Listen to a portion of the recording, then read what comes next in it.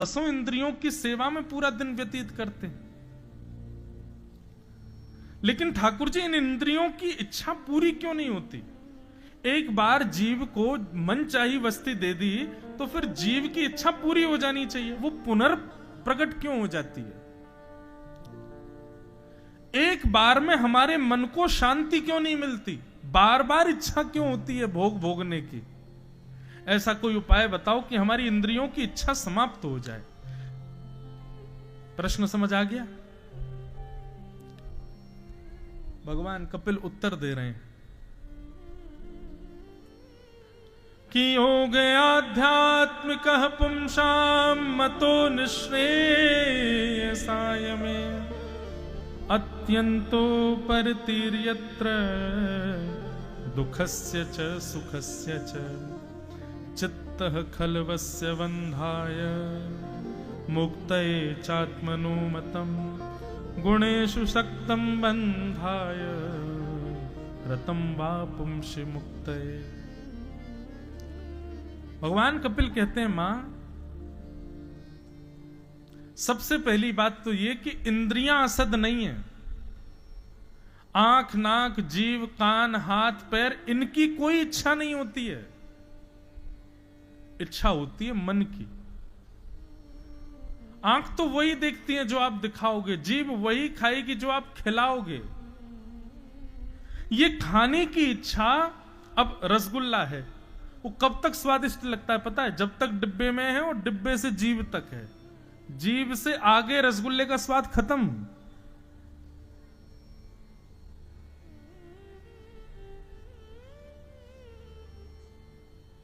ये इंद्रियों की इच्छाएं नहीं है, ये मन की इच्छा है। मां, इंद्रिय को तो आप कुछ भी दे दो, वो सब ग्रहण कर लेती है। बीमार होने पर ना खाई जाने वाली दवाइयां भी खाते हैं ना हम लोग, इंद्रियों पर वश करके। कभी कभी हमारी स्थिति नहीं होती लेकिन फिर भी उस वस्तु का सेवन करते हैं जो जरूरी है हमारे लिए। इसका मतलब क्या है? इंद्रियों की इच्छा नहीं होती। और बल्कि मैया, ये इंद्रियां तो बड़ी बड़ी निपुण हैं। मैं अगर आंख नहीं हो तो मुझे देखोगी कैसे? कान नहीं हो तो मुझे सुनोगी कैसे? जीव नहीं हो तो मेरा प्रसाद कैसे लोगी? हाथ नहीं हो तो मेरे कीर्तन में करताल कैसे बजाओगी? यदि इंद्रियां नहीं होंगी तो मैं भी तो नहीं मिल पाऊंगा ना। तो इन इंद्रियों को आप असद नहीं कह सकती हो। असद इंद्रियां नहीं है, असद मन है। और मन के बिगड़ने का एक ही उपाय है, एक ही कारण है बस। और वो क्या है? संगति, संग दोष।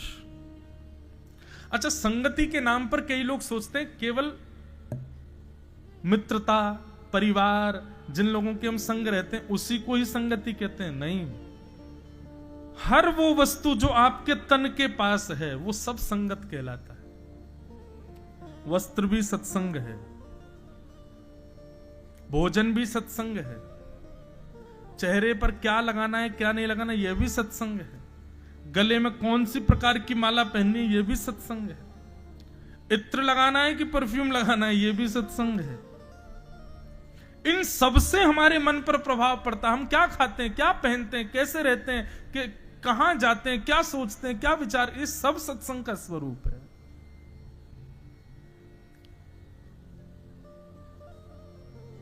मैया, आपने यदि अपना संग सुधार लिया तो मन सुधर जाएगा, और मन सुधर गया तो इंद्रियां अपने आप सुधर जाएंगी। और मन कैसे सुधरेगा?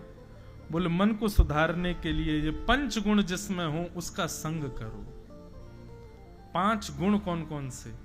तितिक्षवः कारुणिका सुहृदः सर्वदेहिनां अजात शत्रवः शांता साधव साधुभूषणा। 7-8 वर्षों से कथा करते हुए एक चीज का अनुभव हो गया कि ये 5 गुण मैंने तो कभी किसी में नहीं देखे। कौन कौन से 5 गुण है? पहला गुण सहनशीलता, पेशेंस। हमको कैसे व्यक्ति के साथ रहना चाहिए, उसमें ये 5 लक्षण होने चाहिए। सबसे पहला है सहनशीलता, पेशेंस। है? आपने देखा किसी में? किसी में देखा? क्यों नहीं देखा? क्योंकि आप में खुद में भी तो नहीं है। हम दूसरे को देखने जा रहे हैं, पर क्या ये पांचों हमारे भीतर हैं, ये देखना। पेशेंस पहला, तितिक्षव दूसरा, कारुणिका, कारुणिका मतलब दया, तीसरा श्रुहृदः सर्वदेहि नाम, जितने भी लोग हैं सबका भला मन में आना। मेरे हैं तो मेरों के भी भलाई है, पड़ोसी के भी अच्छे हो, उनके भी अच्छे जाएं, उनके भी बच्चे अच्छे हों, ऐसा विचार, इसको कहते हैं श्रुहृदः सर्वदेहि नाम। और चौथा लक्षण अजात शत्रवः, किसी से शत्रुता नहीं। और पांचवा और अंतिम लक्षण शांता, कम बोलने वाला, अल्प शब्दों का प्रयोग करने वाला। ये पंच लक्षण जब किसी में हो और आप उसके संग रहना प्रारंभ कर देते हैं तो निश्चित है मां, आपका मन जो है ना वो अपने आप सुधर जाएगा। उसमें जितना दूषित है स्वभाव, उसका गुण, उसके लक्षण, वो सब सुधर जाएंगे। पर हमने जो अनुभव किया ना कि ये पंच लक्षण किसी में नहीं है, क्योंकि हम में भी तो नहीं है, इसलिए हम पहले भीतर अपने लाने का प्रयास करें। ये पंच लक्षण कैसे लाए जा सकते हैं? नीचे से ऊपर चलो। 2 ऑर्डर्स पढ़ते थे ना, असेंडिंग ऑर्डर, डिसेंडिंग ऑर्डर। ऊपर से नीचे आते हैं उसको क्या बोलते हैं? Ascending, descending. अब कोई आधे बोल रहे हैं असेंडिंग, आधे, समझ जाओ। नियम तो है कि पहले सहनशील बनो, फिर सब पर दया करो, सबका भला चाहो, किसी से शत्रुता मत करो और शांत रहो। पर हम उल्टा चलेंगे, पहले शांत रहना शुरू करो, मौन रहो, कम बोलो। एक सूत्र है, मौने च कलहो नास्ति। जो व्यक्ति कम बोलता है ना उसकी लड़ाइयां बहुत कम होती हैं।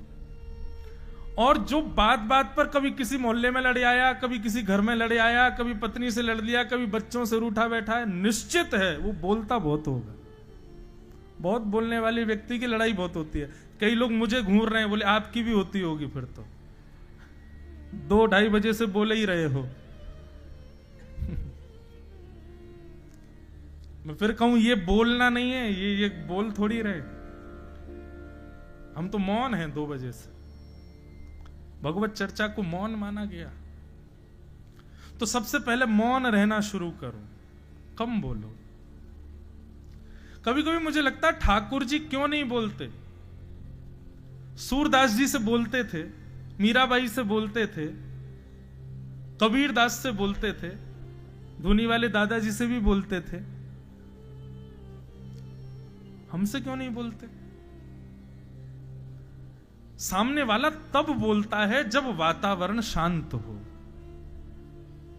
मंदिरों में हल्ला देखा है आपने कितना है? तो ठाकुर जी मौन बैठे रहते हैं, तुम ही बोल लो अपनी। हम बोलने देते कहां है ठाकुर जी को? अपनी सुनाने से फुर्सत नहीं हमें। कई लोग कहते हैं महाराज जी हम सोच के बहुत जाते हैं, पर मंदिर में जाके हम सब ब्लैंक हो जाते, कुछ बोल ही नहीं पाते ठाकुर जी से। ये बहुत बड़ी कृपा है आपके ऊपर ठाकुर जी की, कि आप मंदिर में जाके भूल गए। कई लोग तो लिस्ट बना के लाते हैं। अभी मैं यहां आने से पहले ओमकारेश्वर गया था, तो वहीं एक व्यक्ति को मेरे आगे ही था, बार बार पॉकेट में हाथ डाले, निकाले, फिर धर ले। अब ऐसे देखना तो नहीं चाहिए बेचारे किसी का, लेकिन मैं खड़ा ऐसे था कि मुझे दिख गया। उसने जब पर्ची खोली ना तो उसमें सारे उसके पॉइंट्स लिखे हुए थे, शंकर जी से क्या मांगना है। मैंने कहा ऐसे भी कोई सोच के आता है? वास्तव में हमने मंदिर में ठाकुर जी को एटीएम मशीन मान लिया है।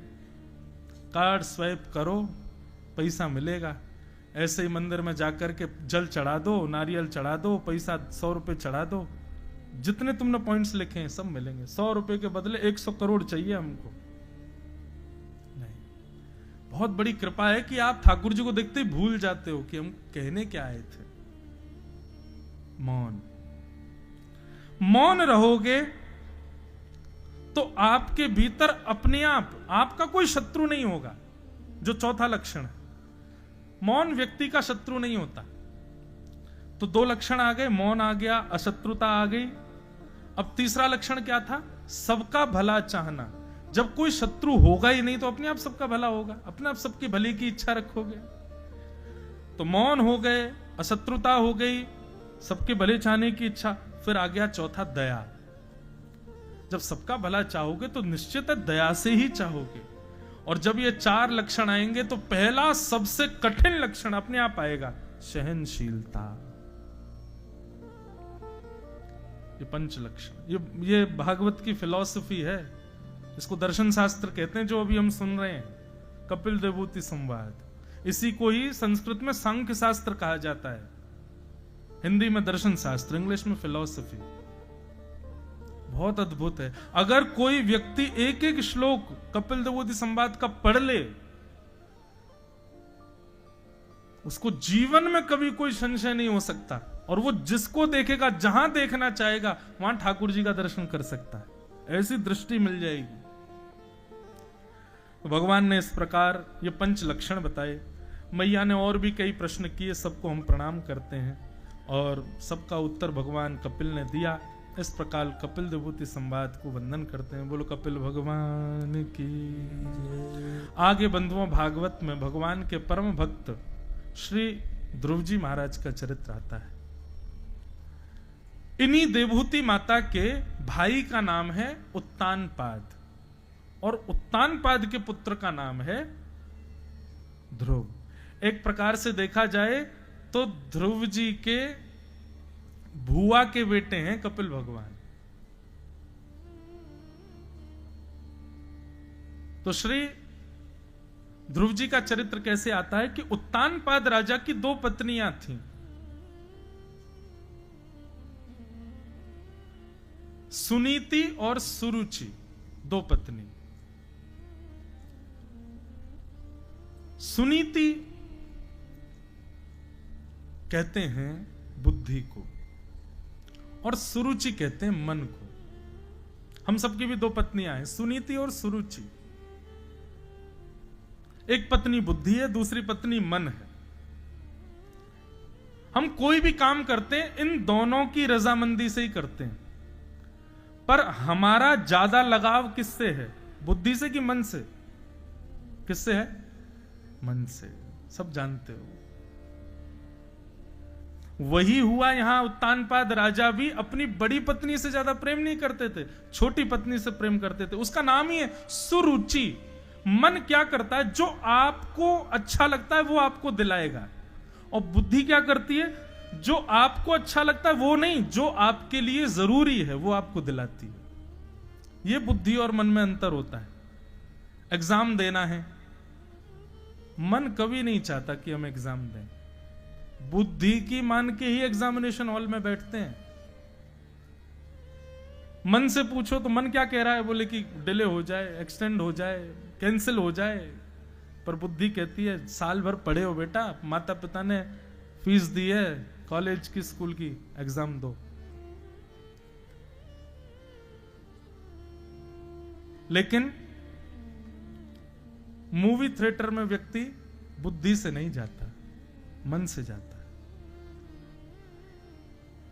बुद्धि से उस समय पूछो तो बुद्धि क्या कह रही है? कल तुम्हारा प्रैक्टिकल है, तुमको पढ़ना चाहिए। बोले क्या करें, आज हमारे प्रिय अभिनेता की मूवी आई है, देखने तो जाना है। मन की बात। मन और बुद्धि में यही अंतर है। बुद्धि आपको वो देती है जो आपके लिए जरूरी है, और मन आपको वो देता है जो आपको चाहिए। दोनों में बहुत अंतर होता है। हम लोग अधिकतर क्या करते हैं? अपनी बड़ी पत्नी यानी कि बुद्धि का हम त्याग कर देते हैं, मन की ज्यादा मानने लग जाते हैं। और मन की ज्यादा मानने वाला नया वेरिएंट आ जाता है इसका भी। जैसे कोविड हर साल एक नया रूप धारण करता है, ऐसे कलयुग हर दिन एक नया रूप धारण करता है। किस किस से बचोगे? कहीं ना कहीं तो फंसेंगे। पर ये 5 स्थान जो मैंने अभी बताए, इनमें आपका प्रवेश नहीं है तो कलयुग आपके ऊपर आक्रमण नहीं कर सकता। आप बचे रहोगे इससे।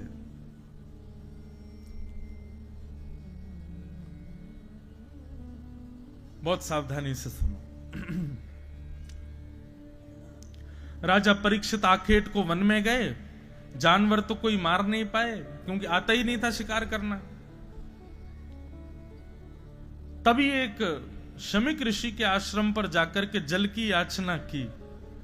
शमीक ऋषि समाधि में बैठे थे, जल नहीं दिया, उनकी आज्ञा, उनकी बात का प्रत्युत्तर नहीं दिया, तो राजा को लगा कि ये पाखंडी मेरे को देख करके ध्यान का नाटक कर रहे हैं।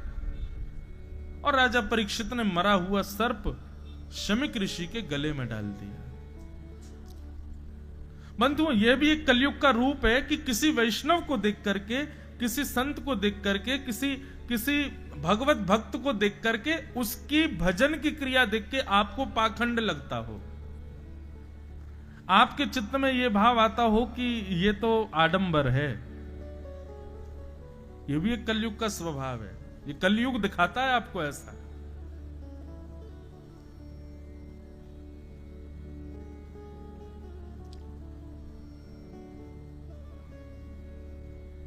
ओरछा के राजा मधुकर शाह, बहुत सावधानी से सुनो आप लोग, बिल्कुल शांति का परिचय दे करके सुनो, तो हम भाव से सुनाएं, नहीं पर हम जल्दी जल्दी अभी कृष्ण जन्म कर देंगे। भाव से सुनो सब लोग। ओरछा के राजा मधुकर शाह बड़े परम वैष्णव थे। एक दिन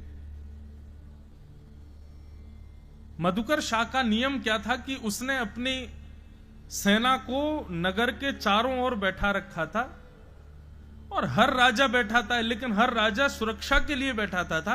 पर मधुकर शाह ने क्या कर रखा था, सेना के लोग बैठा रखे थे और सबके हाथ में पुष्प और पूजन का थाल रहता था। बोले कि हमारे ओरछा के आसपास से भी कोई संत जाए ना, तो जाकर के माला पहनाना, तिलक करना, दक्षिणा देना, और उन पर अवकाश हो तो उनको ससम्मान लेकर के राजभवन में आना। इसके लिए सेना बैठा रखी थी। वो सेना कोई शस्त्र अस्त्र लेके नहीं बैठती थी, संतों की सेवा के लिए बैठती थी। कुछ लोगों ने कहा कि ये सब राजा का आडंबर है, ये जबरदस्ती सबकी नजरों में बढ़िया बनने के लिए सब नाटक करता है। यदि इतना ही इसको वैष्णव रूप में आसक्ति है तो हम एक काम करते हैं। कुछ लोगों ने क्या किया, एक गधे को पकड़ा, उसके गले में कंठी माला बांध दी, गले को उर्दपुंड लगा दिया, तिलक विलक लगा के, पीला पीला चंदन लगा करके बढ़िया, और गधे को छोड़ दिया ओरछा में। द्वारपालों को सख्त आदेश थे राजा के, गले में कंठी माला और माथे पर तिलक जिसके दिख जाए मुझे तुरंत अंदर आके संकेत कर देना, मैं आके उसका सम्मान करूंगा। अब जब द्वार के सामने से गधा जा रहा था तिलक लगा के और कंठी माला पहन के, द्वारपालों ने कहा भाई है तो गधा, लेकिन राजा की आज्ञा है। दौड़े दौड़े द्वारपाल गए, राजा ने देखा, अच्छा कोई संत आए हैं, कोई वैष्णव आए हैं? बोले महाराज कंठी माला गले में है, सिर पर तिलक है, लेकिन संत वैष्णव नहीं है। बोले तो फिर कौन है? बोले आप स्वयं चल के देख लो। सब हंसी उड़ा रहे थे, सब हंस रहे थे, सब ताली बजा बजा करके हंस रहे थे गधे को देख के। लेकिन जैसे ही मधुकर शाह ने बाहर आकर के देखा, नेत्र सजल हो गए, दंडवत प्रणाम किया, चरणों में जल चढ़ा करके चरण प्रक्षालन किए, आरती की, माला पहनाई, सुंदर वस्त्र उड़ा करके उनको सुंदर जो गधा खाता है वो उसको खिलाया। सब लोग देख करके हैरान हो गए, बोले राजन ये स्थिति आपकी कैसे, आपने क्या देखा उसमें? वो एक गधा था। तब राजा बोले कि गधा था लेकिन माथे पर तिलक था और गले में कंठी माला थी। मैं तो इस बात से भावुक हो गया कि मैं ऐसे नगर का राजा हूं जहां मानव नहीं जानवर भी भक्त हैं, जानवर भी ठाकुर जी के उपासक हैं। तो ये बात हमने क्यों सुनाई? किसी के भी माथे पर तिलक दिख जाए, आज के बाद गले में कंठी माला दिखाई दे जाए, सबसे पहले तो उसको प्रणाम करना। यदि वो चरण छूने का अवकाश ना हो तो बात अलग है, लेकिन तो हाथ जोड़ के प्रणाम तो सर झुका के थोड़ा तो कर ही लेना। और दूसरी बात, उसके द्वारा की गई क्रिया चाहे कैसी भी हो, उसको आडंबर कभी मत समझना। भले ही वो कर भी रहा हो आडंबर, आप मत सोचना कि वो आडंबर कर रहा है। अगर वो आडंबर कर रहा है तो खुद फंसेगा, लेकिन आपके मन में उसके प्रति ये दूषित भाव नहीं आना चाहिए।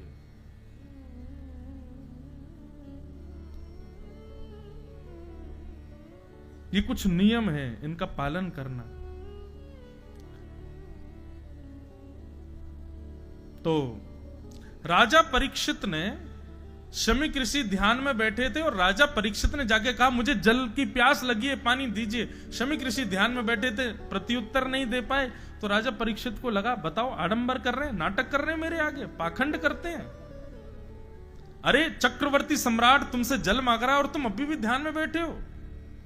मरा हुआ सर्प बाण से उठा करके गले में डाल दिया। यही तो कलयुग करवाता है। राजा परीक्षित वहां से लौट के चले गए। शमीक ऋषि के गले में मरा हुआ सर्प, ये समाचार जैसी शमीक ऋषि के पुत्र को पता चली कि मेरे पिता के गले में मरा हुआ सर्प राजा परीक्षित ने डाल दिया। परीक्षित के इस दुष्कर्म को शमीक ऋषि के पुत्र श्रृंगी ने अपने हाथ में जल लिया और जल लेकर के श्राप दे दिया। श्राप देता हूं कि राजा परीक्षित, चक्रवर्ती सम्राट राजा परीक्षित, आज के ठीक 7वें दिन तक्षक सर्प के डसने से उनकी मृत्यु हो जाएगी। और राजा परीक्षित को 7 दिन में मरने का श्राप लग गया।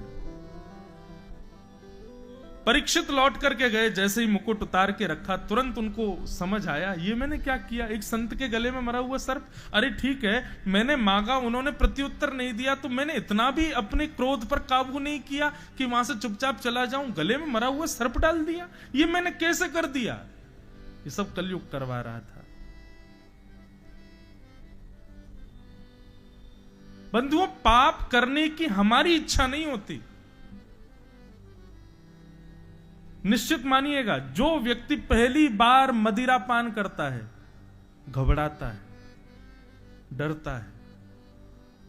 जो पहली बार मांस भक्षण करता है, बचपन से नहीं किया हो, कभी शुरू कर दे दोस्तों के संग बैठ करके, घबराता है।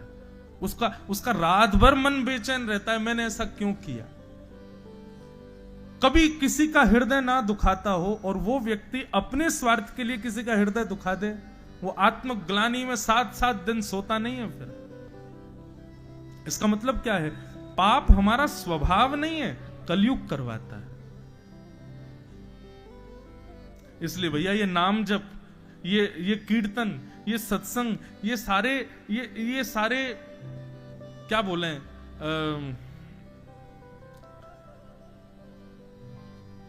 कोविड आया था तो कोविड में वो थे ना प्रोटोकॉल्स, क्या मास्क लगाओ, हैंड सैनिटाइजर साथ में रखो, और क्या था, हाँ 2 फीट का डिस्टेंस रखो, और हाथ तक भाई साहब वैसे तो ऐसे धो लेते, लेकिन कोविड में सब यूं धोते थे हाथ पीछे ऊपर, और पानी गुनगुना पियो, काढ़ा पीते रहो। ये सब प्रोटोकॉल हम लोग पालन कर रहे थे ताकि वायरस हमको ना लगे।